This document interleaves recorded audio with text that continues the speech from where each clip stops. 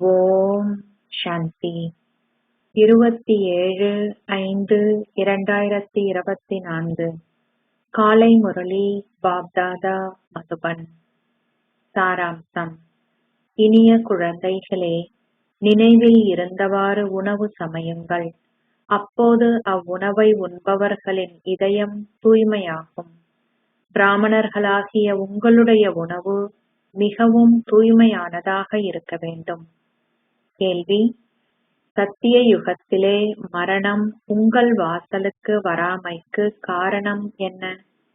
பதில்: மரணித்து வாழ்வது எவ்வாறு என்பதை சங்கம யுகத்திலே குழந்தைகளாகிய நீங்கள் தந்தையிடம் கற்கிறீர்கள்.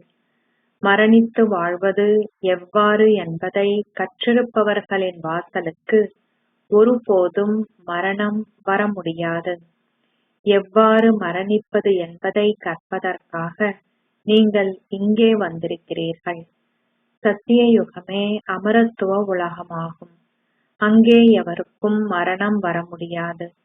ராவண ராஜ்யம் மரண உலகம் என்பதாலேயே அனைவரும் அக்கால மரணத்தை அனுபவம் செய்கிறார்கள். ஓம் சாந்தி.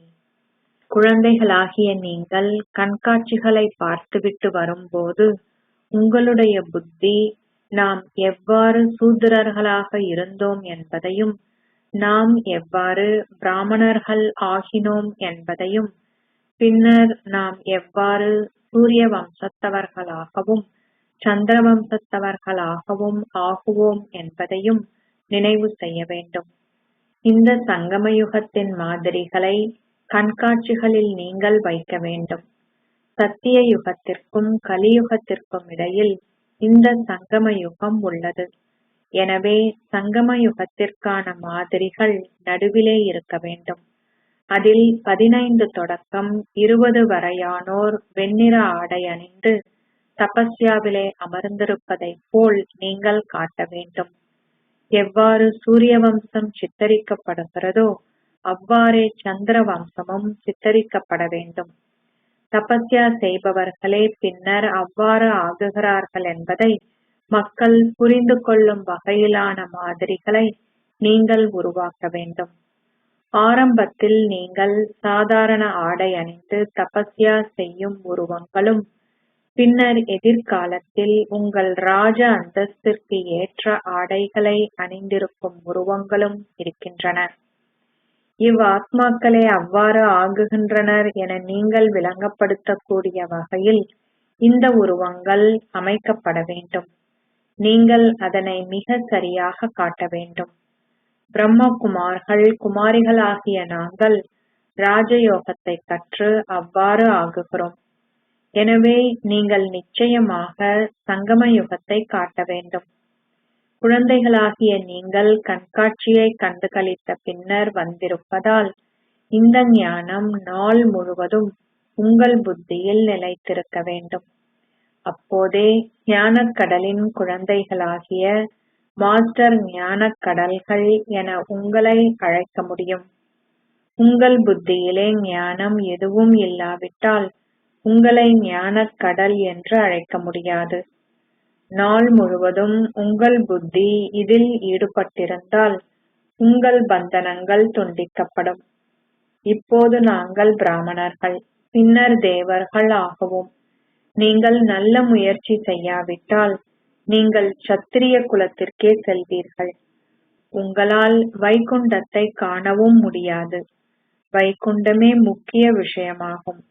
சத்திய யுகமே உலகின் அற்புதமென அழைக்கப்படுகிறது. இதனாலேயே நீங்கள் நல்ல முயற்சி செய்ய வேண்டும். உங்களுடைய 2 படங்களும் இருக்க வேண்டும். ஒன்றிலே ஆபரணங்கள் அணிந்து வர்ண ஆடையுடன் இருப்பதை போன்றும் மற்றையதிலே நீங்கள் தபஸ்யாவிலே இருப்பதை போன்றும் இருக்க வேண்டும். அப்போது சூட்சும உலகத்திலே அமர்ந்திருப்பவர்கள் நீங்களே என்பதை அவர்கள் புரிந்து கொள்வார்கள். உங்கள் ஆடைகள் மாறலாம், ஆனால் உங்கள் முகச்சாயலை மாற்ற முடியாது. அது தூய்மையற்ற இல்லறப்பாதை. இதுவோ தூய இல்லறப்பாதையாகும். இதன் மூலமாக நீங்கள் ஸ்தாபனையை மேற்கொள்கிறீர்கள் என்பதை மக்களால் புரிந்து கொள்ள முடியும். முயற்சி செய்பவர்கள் பலனை பெறுவார்கள். பிராமணர்கள் ஆகப் போகின்றவர்கள் பலர் இருக்கிறார்கள். இந்த நேரத்திலே உங்களில் வெகு சிலரே இருக்கிறீர்கள். நாளுக்கு நாள் தொடர்ந்தும் விரிவாக்கம் இடம்பெறும். உலக சக்கரம் எவ்வாறு சுழல்கிறது என்பதுவும், இப்போது நீங்கள் எவ்வாறு தபஸ்யா செய்து பின்னர் அவ்வாறு ஆகுவீர்கள் என்பதுவும் உங்கள் புத்தியில் உள்ளது.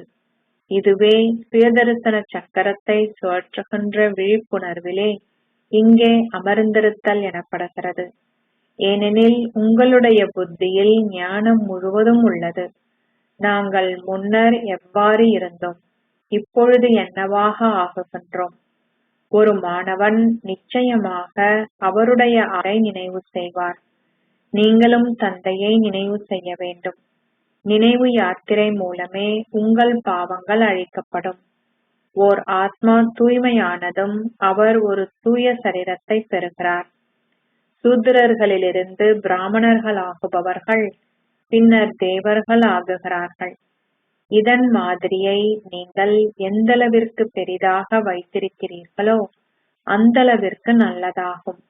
ஏனெனில் இந்த சங்கம யுகத்து பிராமணர்களே அதி மேன்மையானவர்களாக ஆகுகிறார்கள் என்பதை அதில் நீங்கள் எழுத வேண்டும். தந்தை இப்போது இங்கு அமர்ந்திருந்து உங்களுக்கு கற்பிக்கிறார். ஆக உச்சியிலே உங்களுக்கு கற்பிக்கும் சிவபாபாவின் உருவம் உள்ளது. நீங்கள் இவ்வாறு ஆகுகிறீர்கள். இந்த பிரம்மாவும் உங்களோடு இருக்கிறார். அவரும் வெள்ளை ஆடை அணிந்துள்ள ஒரு மாணவரே. மக்கள் ராமராஜ்யத்திலுமே நம்பிக்கை கொள்வதில்லை. ராமரே அரசர், பிரஜைகள் ராமருக்கு சொந்தமானவர்கள் என கூறப்படுகிறது. சத்திய யுகத்திலே தர்மம் நிறைந்த ராஜ்யம் நிலவும். எவ்வாறாயினும் திரேதா யுகத்திலே சத்திரியர்கள் அவதூறு செய்யப்பட்டுள்ளனர். சூரிய வம்சம் அவதூறு செய்யப்படவில்லை. அனைவரிடமும் தெய்வீகம் நிறைந்திருக்கும். இதுவே ராம கடவுள் ராஜ்யமாகும். இந்த ராஜ்யத்தில் தர்மம் நிலவுகிறது என்றும் நீங்கள் எழுத வேண்டும். அது அரை ஸ்வர்க்கமே. ஏனெனில் அங்கே 14 ஸ்வர்க்க கலைகளே உள்ளன. அங்கே அவதூறான விஷயங்கள் எதுவும் இருக்காது. நீங்கள் என்னவாக ஆகுகிறீர்கள் என்பதை அவர்களுக்கு தெளிவுபடுத்துங்கள். நாம் எமது சுய ராஜ்யத்தை உருவாக்குகிறோம். அனைவரும் விரும்புகின்ற அத்தகையதொரு அமைதியான உலக ராஜ்யத்தையே ஸ்தாபிக்கிறோம். பாபா கண்காட்சிகளை காணும் போது அவருக்கு தொடர்ந்தும் பல எண்ணங்கள் உருவாகின்றன. குழந்தைகளாகிய நீங்கள் வீடு திரும்பி செல்லும் போது இவ்விஷயங்கள் அனைத்தையும் மறந்துவிடுகிறீர்கள்.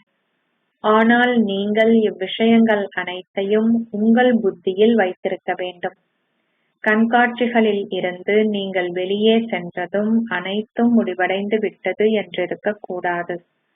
பாபாவின் புத்தியிலிருந்து இவை வெளிப்பட்டு கொண்டிருப்பதை போன்றே நன்றாக முயற்சி செய்கின்ற குழந்தைகளின் புத்தியிலும் இது வெளிப்பட்டு கொண்டிருக்க வேண்டும்.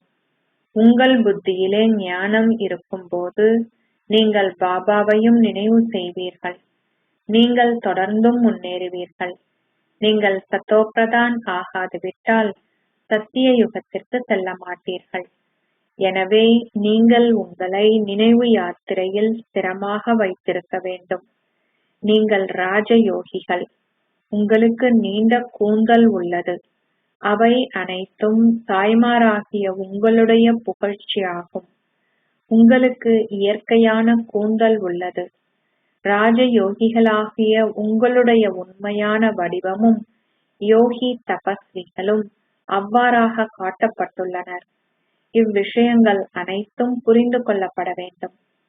தந்தை கூறுகிறார், சரீரத்தின் சமயங்கள் அனைத்தையும் துறந்து நீங்கள் ஓர் ஆத்மா என்பதிலே நம்பிக்கை கொண்டிருங்கள். சரீரத்தின் உறவு முறைகள் அனைத்தையும் மறந்துவிடுங்கள். ஒரே ஒரு தந்தையை மட்டும் நினைவு செய்யுங்கள். அவர் உங்களை செல்வ செழிப்பு நிறைந்தவர்கள் ஆக்குகிறார். மரணித்து வாழுங்கள். மரணித்து வாழ்வது எவ்வாறு என்பதை தந்தை வந்து உங்களுக்கு கற்பிக்கிறார். தந்தை கூறுகிறார், நானே மகா மரணம் ஆவேன். மரணம் உங்கள் வாசலிற்கு வராதிருக்கும் வகையிலே நீங்கள் எவ்வாறு மரணிக்க வேண்டுமென நான் உங்களுக்கு கற்பிக்கிறேன். அங்கே ராவண ராஜ்யம் இல்லை. சத்திய யுகத்திலே அக்கால மரணம் இடம் பெறுவதில்லை. அது அமரத்துவ உலகம் என அழைக்கப்படுகிறது. பாபா உங்களை அமரத்துவ உலகின் அதிபதிகள் ஆக்குகிறார். இது மரண பூமியும் அது அமரத்துவ பூமியும் ஆகும். இதுவே ராஜயோகம். பாரதத்தின் புராதன ராஜயோகம் மீண்டும் கற்பிக்கப்படுகிறது என நீங்கள் எழுதலாம். கண்காட்சிகளை நடத்துபவர்கள் அதிலே வேறு எதனை செய்தால் அதை பார்க்கும் மக்கள் மிக சரியாக புரிந்து கொள்வார்களென சிந்திக்க வேண்டும். அதிலே மிக நல்ல நடைமுறை விளக்கம் உள்ளது. அரசன் அரசி எவ்வாறோ பிரஜைகளும் அவ்வாறே என்பதும் அதிலே உள்ளடக்கப்படும். தந்தை உங்களுக்கு மிக தெளிவாக விளங்கப்படுத்துகிறார். உங்களை ஓர் ஆத்மாவாக கருதி தந்தையை நினைவு செய்யுங்கள். இதையே நீங்கள் பிரதானமாக வலியுறுத்த வேண்டும். தூய்மை, அமைதி, சந்தோஷம் என்பன உலகில் எவ்வாறு ஸ்தாபிக்கப்படுகின்றன என்பதை வந்து புரிந்து கொள்ளுங்கள். அனைத்தையும் உங்களுக்காகவே செய்கிறீர்கள். நீங்கள் எந்தளவிற்கு முயற்சி செய்கிறீர்களோ அதற்கேற்பவே நீங்கள் ஓர் அந்தஸ்தை பெறுவீர்கள். இதுவும் வரிசை கிரமமாகவே உள்ளது. நீங்கள் எவ்வாறு வரிசை கிரமம் ஆகுகிறீர்கள் என்பதையும் நீங்கள் காட்ட வேண்டும். பிரஜைகளை செல்வந்த பிரஜைகளாகவும், இரண்டாம் தரமான பிரஜைகளாகவும், மூன்றாம் தரமான பிரஜைகளாகவும் காட்ட வேண்டும். உங்களால் மிக நன்றாக விளங்கப்படுத்தக்கூடிய வகையிலே அதை மிக சரியாக காட்டுங்கள். நீங்கள் முயற்சி செய்ய வேண்டும். மிகவும் குறுகிய காலமே எஞ்சியுள்ளது. இந்த ஞானம் உங்களுக்கானது. நாம் ஒரே ஒரு தந்தையையே நினைவு செய்ய வேண்டும். அப்போதே நாமும் அவ்வாறு ஆக முடியும் என மக்கள் புரிந்து கொள்ளும் வகையில் கண்காட்சியில் விளங்கப்படுத்துங்கள். அல்லாவிட்டால் அவர்கள் மீண்டும் பக்தி மார்க்கத்திற்கே செல்வார்கள். நீங்கள் மகாரத்தி குழந்தைகள் என்பதால் உங்கள் புத்தி இதில் ஈடுபடுகின்றது. மிகவும் நல்ல ஆண்களும் இருக்கிறார்கள். சஞ்சிகைகள் எழுதும் ஜெகதீஷ் முதல் இலக்கத்திற்குரியவர். பிரிட்ஜ் மோகனும் எழுதுவதிலே ஆர்வமுடையவர். மூன்றாவதாகவும் ஒருவர் தோன்றலாம். நாளுக்கு நாள் நீங்கள் ஒவ்வொரு விஷயத்தையும் தொடர்ந்தும் தெளிவுபடுத்துவீர்கள். தந்தையே ஞானக்கடலாவார். அந்த பரமாத்மா ஞானத்தால் நிறைந்திருக்கிறார். நீங்கள் கேட்கும் பாடல்கள் ஒரு ஒளிப்பதிவு நாடாவிலே பதியப்பட்டு இருப்பதைப் போலவே இங்கும் அவ்வாறே உள்ளது. நாடகத்திற்கு ஏற்ப நீங்கள் தொடர்ந்தும் தந்தையிடம் இருக்கும் பொக்கிஷங்களை பெறுவீர்கள். குழந்தைகளாகிய உங்களுடைய புத்தி இதனை இட்டு செயற்பட வேண்டும். நீங்கள் வேலை போன்றவற்றை செய்யலாம் அல்லது உணவு சமைக்கலாம். ஆனால் உங்கள் புத்தி சிவபாபாவுடன் இருக்கட்டும். பிரம்ம போஜனம் தூய்மையானதாக இருக்க வேண்டும். பிரம்ம போஜனே பிராமணர்களின் உணவாகும். உணவு சமைக்கும் போது பிராமணர்கள் எந்தளவிற்கு அதிக யோகம் செய்கிறார்களோ அந்தளவிற்கு அவ்வுணவில் சக்தி நிறைந்திருக்கும். இதயத்தை சுத்தப்படுத்துகின்ற பிரம்ம போஜனத்தை தேவர்கள் பெருமளவு புகழ்கின்ற புகழும் தேவர்களுக்கு உள்ளது. எனவே பிராமணர்கள் அவ்வாறு யோகிகளாக இருக்க வேண்டும். இப்போது அவர்கள் அவ்வாறு இல்லை. இப்போது நீங்கள் அவ்வாறு ஆகினால் அதிகளவு வளர்ச்சி இடம்பெறும். எவ்வாறாயினும் நாடகத்திற்கு ஏற்ப மெதுவாகவே வளர்ச்சி இடம்பெற வேண்டும். பாபாவின் நினைவுடன் உணவு தயாரிப்பதாக கூறும் பிராமணர்கள் உருவாகுவார்கள். பாபா உங்களுடன் ஒரு சவால் விடுகின்றார். யோகத்தில் நிலைத்திருந்து உணவு தயாரிக்கும் அத்தகைய பிராமணர்கள் இருக்க வேண்டும். உணவு தூய்மையாக இருக்க வேண்டும். உங்கள் உணவிலேயே அனைத்தும் அதிகளவு தங்கியுள்ளது. இதை குழந்தைகள் வெளியே பெற முடியாது என்பதாலேயே அவர்கள் இங்கே வருகிறார்கள். குழந்தைகள் உணவின் மூலம் புத்துணர்ச்சி பெறுகின்றார்கள். யோகம் செய்பவர்கள் ஞானிகளாகவும் இருக்கிறார்கள். இதனாலேயே அவர்கள் சேவைக்காக வெளியே அனுப்பப்படுகிறார்கள். இன்னமும் அதிகளவினர் உருவாகும் போது அத்தகைய பிராமணர்கள் இங்கே தங்க முடியும். எவ்வாறாயினும் சமையல் இலாக்காவில் மகாரத்திகளும் ஈடுபட வேண்டும். அப்போதே உணவு யோகியுக்தாக சமைக்கப்படும். பிரம்ம போஜனத்தை உட்கொண்டதன் மூலமே தாம் தேவர்களாக ஆகினார்கள் என்பதை தேவர்கள் புரிந்து கொண்டார்கள்.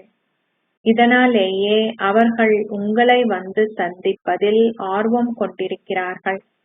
அவர்கள் உங்களை எவ்வாறு சந்திக்கிறார்கள் என்பதும் நாடகத்திலே ஒரு யுக்தியாகும். அவர்களும் தேவர்களும் நீங்களும் சூட்சும உலகில் சந்திக்கிறீர்கள். இது ஒரு அற்புதமான காட்சியாகும். ஞானமும் அற்புதமானதே, காட்சிகளும் அற்புதமானவை. அவை அர்த்தம் நிறைந்தவை. பக்தி மார்க்கத்திலே மக்கள் காட்சிகளை பெற அதிகளவு முயற்சி செய்கிறார்கள். காட்சிகளை பெறுவதற்காக அவர்கள் தீவிர பக்தி செய்கிறார்கள். தாம் காட்சிகளை பெற்றால் தாம் முக்தி அடைவார்களென அவர்கள் நம்புகிறார்கள். அந்த தேவர்கள் இந்த கல்வி மூலமாகவே அவ்வாறு ஆகினார்கள் என்பது அவர்களுக்கு தெரியாது. இந்த கல்வி மூலமாகவே அவர்கள் சூரிய வம்சத்தவர்களாகவும் சந்திர வம்சத்தவர்களாகவும் ஆகினார்கள். உருவாக்கப்பட்டுள்ள அந்த படங்கள் அனைத்திலும் எதுவுமே இல்லை. அவை அனைத்தும் பக்தி மார்க்கத்தின் விரிவாக்கமே ஆகும். செயற்பாடுகள் மிகவும் சிறந்தவையாகும்.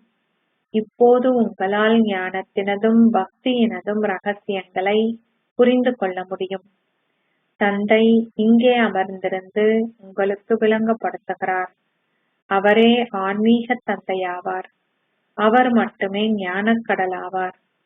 ஒவ்வொரு சக்கரத்திலும் பழைய உலகை புதியதாக்குவதும் ராஜயோகம் கற்பிப்பதும் தந்தையின் கடமை மட்டுமே ஆகும். எவ்வாறாயினும் கீதையிலே அவர்கள் அவருடைய பெயரை மாற்றிவிட்டார்கள். தந்தை விளங்கப்படுத்துகிறார், அதுவும் ஒவ்வொரு சக்கரத்திலும் இடம்பெறுகின்றது. நாம் எமது வீட்டிலிருந்து இங்கே எமது பாகத்தை நடிப்பதற்காக வருகிறோம். விருட்சத்தின் படத்தை ஏனையவர்களுக்கு எவ்வாறு விளங்கப்படுத்தலாம் என்பதையிட்டு உங்கள் புத்தி வேலை செய்ய வேண்டும். சிலர் வினவுகின்றார்கள், நாங்கள் ஸ்வர்க்கத்திற்கு செல்ல மாட்டோமா? அவர்களுக்கு பதிலளியுங்கள், உங்கள் சமய ஸ்தாபகர் ஸ்வர்க்கத்திற்கு செல்வதில்லை. அவர் ஸ்வர்க்கத்திற்கு செல்லும் போது நீங்களும் ஸ்வர்க்கத்திற்கு செல்லலாம். ஒவ்வொரு சமயத்திற்கும் அதற்குரிய நேரத்திலே அதற்குரிய பாகம் உள்ளது. பல சமயங்களை கொண்ட இந்த நாடகம் உருவாக்கப்பட்டுள்ளது. இது நிச்சயிக்கப்பட்ட நாடகம். எதனை பற்றியும் இதில் கூற தேவையில்லை. பிரதான சமயங்கள் காட்டப்படுகின்றன. குழந்தைகளாகிய நீங்கள் மட்டுமே இதை அறிவீர்கள். இப்படங்கள் போன்றவை புதியவை அல்ல. அவை ஒவ்வொரு சக்கரத்திலும் அவ்வாறே தொடர்ந்தும் இருக்கும். பலவிதமான தடைகளும் உள்ளன. துன்புறுத்தல் போன்ற தடைகளும் ஏற்படும். அனைத்தும் மிக சாமர்த்தியமாக உங்களுக்கு விளங்கப்படுத்தப்படுகிறது. அவர்களிடம் கூறுங்கள், கடவுள் பேசுகின்றார். காமமே கொடிய எதிரி. கலியுக உலகம் இப்போது அழியப் போகிறது. தேவ தர்மம் ஸ்தாபிக்கப்படுகிறது. இதனாலேயே தந்தை கூறுகிறார், குழந்தைகளே தூய்மையாகுங்கள், காமத்தை வெல்லுங்கள். இதனாலேயே போராட்டம் இருக்கிறது. முக்கிய பிரமுகர்களுக்கு நீங்கள் விளங்கப்படுத்துங்கள். கவர்னருடைய ஆளுநர் பெயரை மக்கள் கேள்விப்படும் போது அவர்கள் அனைவரும் வருகிறார்கள். இதனாலேயே அவ்வழிமுறை பயன்படுத்தப்படுகிறது. அவர்களில் ஒருவர் இதை மிக நன்றாக புரிந்து கொள்ளும் சாத்தியம் இருக்கிறது. முக்கிய பிரமுகர்களின் பெயரை கேள்விப்படும் போது பலர் வருவார்கள். பிரபல்யமானவர் ஒருவர் வரும் சாத்தியமும் இருக்கிறது. இது மிக கடினமானது. பாபா உங்களுக்கு அதிகளவு எழுதுகிறார். குழந்தைகளே, முதலில் நீங்கள் சிறப்பு விழாவிற்கு அழைப்பவர்களுக்கு விளங்கப்படுத்துங்கள். மனிதனிலிருந்து தேவனாக மாறுதல் இவ்வாறே சாத்தியமாகுகின்றது. உலகிலே அமைதி நிலவ முடியும். உலகில் ஸ்வர்க்கத்திலேயே அமைதியும் சந்தோஷமும் நிலைத்துள்ளது. பத்திரிகைகளே பிரசுரிக்கப்படும் வகையில் நீங்கள் சொற்பொழிவாற்றும் போது நீங்கள் தூங்க முடியாத அளவிற்கு உங்களை தேடி பலர் வருவார்கள். உங்கள் தூக்கத்தை நீங்கள் துறக்க வேண்டும். யோகம் செய்வதனாலும் சேவையை செய்வதன் மூலமும் நீங்கள் சக்தியை பெறுகிறீர்கள். நீங்கள் ஒரு வருமானத்தை சம்பாதிக்கிறீர்கள். ஒரு வருமானத்தை சம்பாதிப்பவர்கள் ஒருபோதும் கொட்டாவி விடுவதும் இல்லை, ஒருபோதும் தூங்கி வழிவதும் இல்லை. அவர்கள் சம்பாதிப்பதன் மூலமாக நிரப்பப்படுவதால் அவர்களுக்கு தூக்கம் வருவதில்லை. இது பழக்கமாகிவிடுகின்றது. நீங்களும் ஒரு நல்ல வருமானத்தை பெறுகிறீர்கள். கடனாளிகளாக உள்ளவர்களே கொட்டாவி விடுகின்றார்கள். இதை நன்றாக புரிந்து கொண்டவர்களும் நினைவிலே நிலைத்திருப்பவர்களும் ஒருபோதும் கொட்டாவி விட மாட்டார்கள். தொடர்ந்து நீங்கள் உங்கள் நண்பர்களையும் உறவினர்களையும் நினைவு செய்தால் நீங்கள் தொடர்ந்து கொட்டாவி விடுவீர்கள். இது ஒரு அறிகுறியாகும். ஸ்வர்க்கத்திலே நீங்கள் ஒருபோதும் கொட்டாவி விடுவதில்லை. தந்தையிடமிருந்து உங்கள் ஆஸ்தியை பெற்ற பின்னர் உங்கள் உறக்கம், எழுதல், அமர்தல் அனைத்தும் ஒழுக்கத்துடன் இடம்பெறும். ஆத்மா மிக சரியானவர் ஆகுகின்றார். ஆத்மா ஒரு லிவர், நெம்புகோல், கடிகாரத்தை போல் ஆகுகிறார். இப்போது ஆத்மா ஒரு சிலிண்டர் கடிகாரத்தை போல் இருக்கிறார். பின்னர் அவர் ஒரு லிவர் கடிகாரத்தை போல் ஆக்கப்பட வேண்டும். சிலரால் அவ்வாறு ஆக முடியும், ஏனையோரால் அவ்வாறு செய்ய முடியாதுள்ளது. அச்சா, இனிமையிலும் இனிமையான அன்புக்குரிய, எப்போதோ தொலைந்து இப்போது கண்டெடுக்கப்பட்டிருக்கும் குழந்தைகளுக்கு உங்கள் தாய் தந்தையாக இருக்கும் பாப் தாதாவின் அன்பும் நினைவுகளும் காலை வந்தனங்களும். ஆன்மீக தந்தை ஆன்மீக குழந்தைகளுக்கு நமஸ்தே சொல்கிறார். ஆன்மீக குழந்தைகள் ஆன்மீக தந்தைக்கு நமஸ்தே சொல்கின்றனர். தாரணைக்கான சாராம்சம். 1. பந்தனத்திலிருந்து விடுபட்டு முன்னேறி செல்ல வேண்டுமாயின் உங்கள் புத்தியை ஞானம் நிறைந்ததாக ஆக்குங்கள். மாஸ்டர் ஞானக் கடலாகி சுயதர்ஷன சக்கரத்தை சுழற்றியவாறே நினைவில் நிலைத்திருங்கள். 2. உறக்கத்தை வென்றவர்கள் ஆகி நினைவின் மூலமும் சேவையின் மூலம் சக்தியை சேமியுங்கள். வருமானத்தை ஈட்டிக் கொள்வதில் ஒருபோதும் சோம்பல் அடையாதீர்கள், தூங்கி விழாதீர்கள். ஆசீர்வாதம். இறை குடும்பத்தின் அன்பு விதைகளை உலகில் விதைக்கின்ற உலக சேவையாளர் ஆகுவீர்களாக. உலக சேவை செய்கின்ற குழந்தைகளாகிய நீங்கள் இறை குடும்பத்தின் அன்பு விதைகளை உலகில் விதைக்கிறீர்கள்.